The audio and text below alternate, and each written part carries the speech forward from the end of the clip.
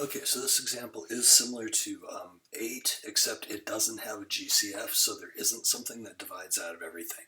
In that case, you're just basically picking up at the second line of that example. So in this next step, I'm going to bring the 9 over to isolate the y's and the x's, and then I'll get it set up to complete the square in x and y. So right here for the x's, I have a greatest common factor of 16, so we'll pull that out front, leaving me x squared minus 6x. And I'll complete the square on the next line, but right now I'm just getting myself set up to do so.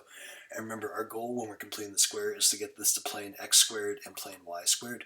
So here, it's like no secret that's going to come out as a 9, because I need this to come out to the y squared. Minus 18, so taking 9 out of that's going to leave me at 2y.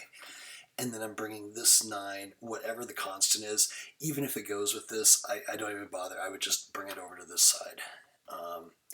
And then we'll roll that in with whatever we get when we complete the square. So next we're going to go 16. Let me get this part written out.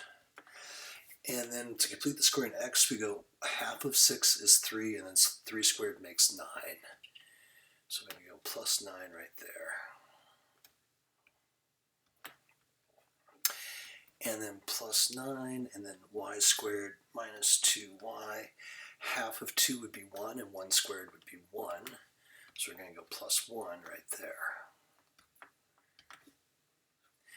And then that equals negative 9.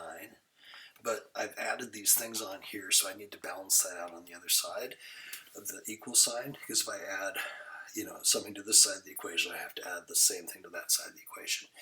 So it looks as though I added a 9 and a 1, but I didn't actually, because if you distributed that 16 through, that would really be 16 times 9, and that would make this, I'd need to balance out 144 over there. And likewise right here, it looks like a plus 1, but if I did my distribute, then I can see that plus 1 is actually being multiplied by a 9. So that's really adding on 9 right there. So now I have completed the squares and then balanced out this other side. So let's get our factoring done. So that's going to go 16, and then that's going to be x minus 3 squared plus 9, and then y minus 1 squared. And then plus 9 minus 9, those cancel, and I'm left with 144 over here. And then let's divide out the 144 everywhere, because remember in our form we need this side to equal 1. So we'll go 144, 144, and 144. And then that's how we figure out our A and our B, is when we reduce these. So 16 goes into 144 9 times. So that will be x minus 3 squared over 9. And then here 9 goes into 144 16 times, so that'll be a 16 down there. Y minus 1 squared, and now that equals 1. So now I'm in that standard form for an ellipse. From this I can see that my center is going to be 3, 1. It's going to be parallel to the y-axis. It's going to be one of the tall skinny ones. So right here b equals 3 and a equals 4.